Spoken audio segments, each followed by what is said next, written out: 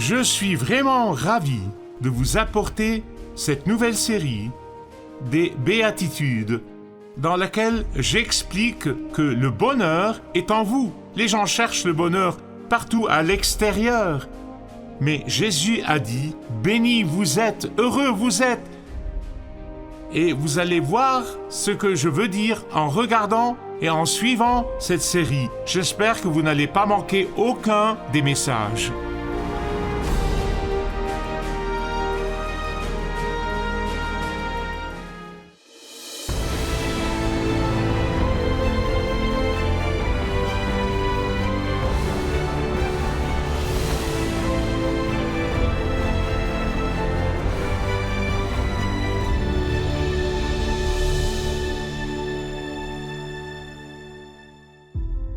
Le bonheur. Qui le veut? Qui ne le poursuit pas? Qui n'en a pas envie? Et qui l'a trouvé? Presque toutes les enquêtes montrent que beaucoup de gens recherchent le bonheur, mais ils le cherchent dans toutes sortes de choses et de toutes sortes de façons, mais hélas, ils ne peuvent pas le trouver. En fait, le bonheur est maintenant une entreprise qui vaut des milliards. Elle vaut des milliards de dollars. Certains scientifiques, qui sont tellement déconcertés par tout cela, ont fini par conclure qu'il existe une prédisposition génétique au malheur.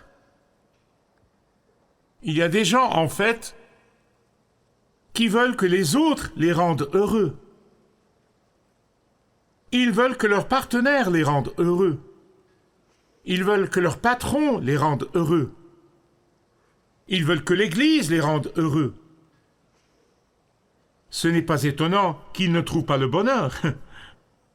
Maintenant, dans cette série de messages, le bonheur est en vous. Je veux vous montrer que c'est en fait Jésus qui a dit cela. Le bonheur est en vous. Vous n'avez pas à aller le chercher, il est en vous. Quand Jésus s'est assis sur cette butte herbeuse où je suis allé plusieurs fois, et il a commencé à enseigner, il a essentiellement dit ceci.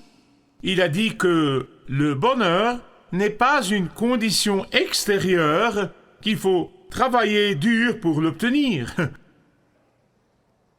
Et les béatitudes sont comme un escalier qui monte. Nous allons voir cela de plus en plus dans les prochains messages, mais dans chacun d'entre eux, Jésus dit que le secret du bonheur n'est pas d'obtenir tout ce que vous voulez. En fait, cela conduirait parfois au malheur. Mais c'est d'être satisfait de ce que vous avez. Au temps où j'étais encore étudiant, eh bien, j'écoutais tous ces types à l'université, vous savez, et je les écoutais parler de ce qui les rend heureux. Et ce qui rend les académiciens heureux, c'est l'édition. Publier des livres académiques avec une presse bien connue, une presse universitaire ou des éditeurs bien connus dans le milieu universitaire. En ce temps, la devise était, je ne sais pas pour maintenant, j'en suis loin ces jours-ci, mais en ce temps, la devise était publier ou périr. Je veux dire, juste toujours, constamment, publier ou périr, publier ou périr. Pendant ces jours de fou, j'ai entendu des universitaires dire, compte tenu des mesures du bonheur, Dieu doit être une personne très malheureuse. Et voici pourquoi, je vous en donne les raisons. Il n'a eu qu'une seule publication majeure. Et elle a été écrite en hébreu et en grec. Il n'a pas de bonnes références ni de bonnes notes en bas des pages. Il n'a pas été publié avec une presse ou un éditeur universitaire bien connu. Certains nient le fait qu'il a réellement écrit ce livre. La communauté scientifique ne peut pas reproduire ces résultats. Dieu merci pour cela. Il venait rarement en classe, mais il disait seulement aux étudiants de lire son livre. Certains ont insisté que c'est en fait son fils qui enseignait le cours et pas lui. Et il a dû expulser ses 2 premiers étudiants. Même si le cours n'avait que 10 exigences, tous les élèves ont échoué. Ses heures de bureau sont irrégulières et il a souvent donné son cours au sommet de la montagne. Eh bien, cette classe au sommet de la montagne sera notre programme pour les prochains messages. Et sur cette montagne, il s'est assuré que tout le monde dans sa classe comprenne que le secret du bonheur n'est pas là où les gens disent qu'il est. Il n'est pas là où les gens disent que vous pouvez le trouver ou essayer de le trouver. Mais il a dit que le secret du bonheur est en vous. Vous devez juste le reconnaître. Ouvrez avec moi, s'il vous plaît, à Matthieu, chapitre 5 et verset 3. Un seul verset. Matthieu 5, 3. Heureux, béni, Makarios. Pouvez-vous dire Makarios avec moi? Makarios. C'est ce qu'est le mot grec. Ceux qui reconnaissent leur pauvreté spirituelle car le royaume des cieux leur appartient. Jésus a toujours tout renversé dans le monde. Il a tout renversé. Notre culture dit « Heureux êtes-vous lorsque vous êtes agressif et proactif, car vous obtiendrez ce que vous voulez. » Jésus a dit « Non, le secret du bonheur est en ceux qui sont brisés à l'intérieur. Heureux ceux qui se sentent impuissants sans la puissance de Dieu dans leur vie. » Les vraies personnes heureuses sont le peuple de Dieu qui se sentent désespérés et vides en eux-mêmes, mais pleins de Dieu. Pourquoi? Parce qu'ils ont une perspective vraie vis-à-vis de leurs conditions. Dans la psychologie, c'est un gros mot à la mode aujourd'hui, la conscience de soi. La conscience de soi, avoir une vision précise de soi. Ils sont vraiment heureux et bénis, mais certains ne le savent tout simplement pas. J'espère qu'aujourd'hui, vous le saurez. Et c'est pour cela que nous devons le découvrir et nous le découvrons à l'intérieur. Lorsque vous vous sentez impuissant et sans espoir, lorsque vous vous sentez si indigne de la grâce merveilleuse, c'est à ce moment-là que vous découvrez le secret du vrai bonheur. Certaines personnes auront beaucoup de mal à comprendre cela. Comment est-ce possible? Comment est-ce possible alors que tout autour de nous dit que le contraire est vrai? Pourquoi? Parce que la définition du bonheur dans le monde est d'être exalté par le plaisir, par l'accomplissement, par les réalisations, par le fait de gagner le gros lot, par ceci et par cela, par la promotion. Mais ces choses sont au plus temporaires. Le vrai bonheur, la vraie bénédiction, la vraie joie est différente. Pourquoi? Parce que votre brisement à l'intérieur, votre dépendance totale de Dieu à l'intérieur est votre vraie qualification pour hériter du royaume des cieux, et c'est le secret de votre bonheur. Et c'est pourquoi ce brisement ou cette pauvreté dans l'esprit est la première étape. En fait, c'est la première étape pour devenir un croyant en Jésus. C'est la première étape. La pauvreté dans l'esprit est la seule façon de découvrir le salut et une relation personnelle avec Jésus-Christ. Ceci, mes amis bien-aimés, est comme une carte de débit qui vous est remise sans limite de crédit. En fait, cela vous fait passer par toutes les étapes de toutes les autres qualifications pour le vrai bonheur. Vous diriez, comment cela? Eh bien, avec Jésus, le chemin vers le haut et vers le bas. Et vous devez commencer au plus bas. Vous devez commencer au premier échelon. C'est le début, mais ça ne s'arrête pas là. Quand vous reconnaissez humblement votre désespoir pour Dieu, vous verrez que cela continue maintenant dans cette superstructure, les béatitudes. Vous partez d'être brisé devant Dieu, de déclarer le vide et la faillite en vous-même. Tout commence là. Ensuite, vous continuez en pleurant à cause du péché. Vous ne vous vantez pas, mais vous pleurez à cause du péché. Ensuite, l'humilité, qui est le pouvoir sous contrôle, et ainsi de suite. Mais, tout dans la vie chrétienne, tout commence par le brisement de l'esprit, le brisement à l'intérieur.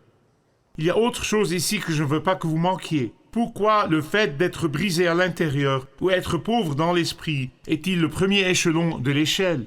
C'est parce que vous devez rester brisé tout le long du chemin jusqu'au paradis, jusqu'au sommet de l'échelle. Connaître la pauvreté spirituelle n'est pas qu'une expérience unique et nous nous en remettons ensuite. Non, non, non, non, non. Elle commence au salut et elle continue pour le reste de votre vie sur terre en tant que croyant en Jésus. C'est peut-être pour cela que je pleure beaucoup plus maintenant que quand j'étais plus jeune, et cela me rend heureux. Je suis de plus en plus brisé devant Dieu. Depuis ce jour, en 1964, j'ai l'esprit de plus en plus brisé chaque jour, chaque année qui passe. Et je ne pourrais pas être plus heureux. Je ne pourrais pas être plus heureux. Ma joie ne pourrait pas être plus grande, malgré le fait que je suis de plus en plus brisé. Bien-aimés, écoutez-moi. Ne tombez jamais dans le piège de penser que seuls les gros bonnets, les arrogants, les célébrités, les hautains sont ceux qui comptent. Non, et 1000 fois non. Jésus a dit que c'est le contraire. Jésus dit que le brisement à l'intérieur est la preuve du vrai bonheur. Écoutez-moi bien. Il n'arrive que lorsque vous réalisez que vous n'avez aucun pouvoir de négociation avec Dieu. Beaucoup de gens veulent négocier avec Dieu. Et c'est pour cela que les gens disent « Dieu, je ferai ceci pour toi si tu fais cela pour moi, Dieu. » Non, non, non, non, non. Ce n'est que lorsque vous découvrez que vous n'avez aucun pouvoir de négociation avec Dieu, aucun crédit personnel excepté sa justice qui vous crédite. Ce n'est que lorsque vous demandez que la miséricorde et que vous n'avez rien à rendre en échange. Ce n'est que lorsque vous êtes spirituellement fauché et désespéré pour lui, et vous réalisez que vous ne pouvez pas négocier un accord avec Dieu. Ce n'est que lorsque vous réalisez que vous êtes totalement à sa merci, alors seulement pourrez-vous crier de joie. Vous pourrez crier de joie. La tragédie est que plus nous nous éloignons de l'évangile de Jésus-Christ, plus nous cherchons des choses qui nous rendront heureux, et ça n'arrivera jamais. Et alors que Jésus dit que le bonheur est en vous, on doit juste savoir comment vivre pour cela. On doit le découvrir, parce que le premier pas sur la route du bonheur est le brisement concernant mon péché. Et pas quand on dit « Eh bien, vous savez, eh bien, parce que tout le monde fait des erreurs, et qui es-tu pour juger? Personne n'est parfait, nous sommes tous brisés, tout le monde est brisé, c'est un monde brisé. Nous sommes tous pécheurs et Dieu comprend. » Non. Non. Ce sont toutes des excuses pour continuer à pécher.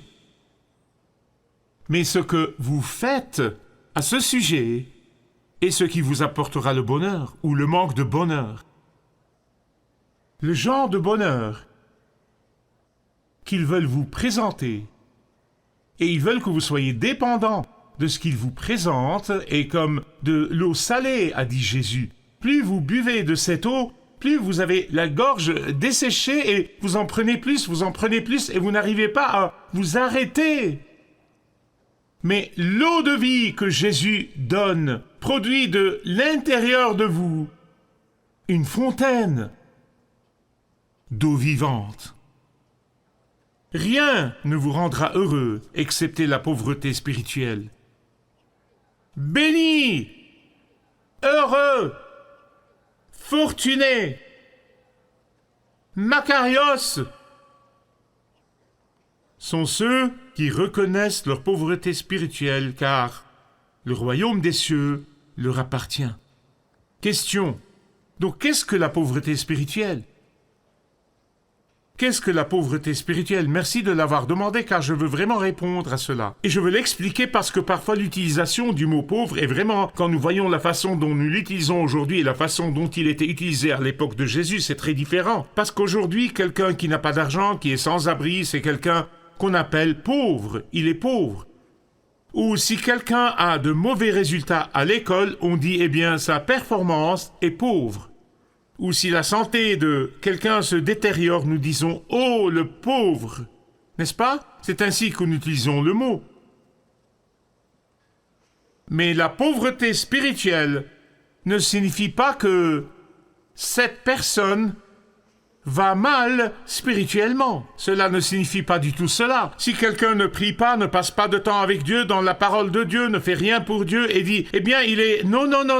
Ce n'est pas ce que cela signifie. Ce n'est pas ce que cela signifie. La pauvreté spirituelle signifie d'être conscient que je suis vide, personnellement, sans Dieu. Un esprit pauvre est une indication que vous reconnaissez que vous ne pouvez pas vous sauver. C'est quand le Saint-Esprit me révèle ma vraie nature pécheresse et mon état de pécheur, et que je ne me trompe plus en pensant que je suis un bon gars ou une bonne personne. Non. C'est de découvrir que toute ma propre justice n'est qu'un chiffon sale aux yeux de Dieu. La pauvreté spirituelle est l'éveil de mon esprit quand il reconnaît que ma performance n'est pas acceptable par Dieu, mais que l'œuvre de Jésus sur la croix, en mon nom, est mon seul espoir d'être accepté par Dieu.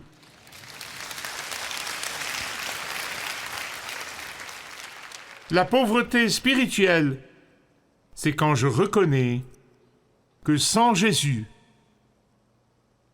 je me dirigeais vers l'enfer éternel et la destruction.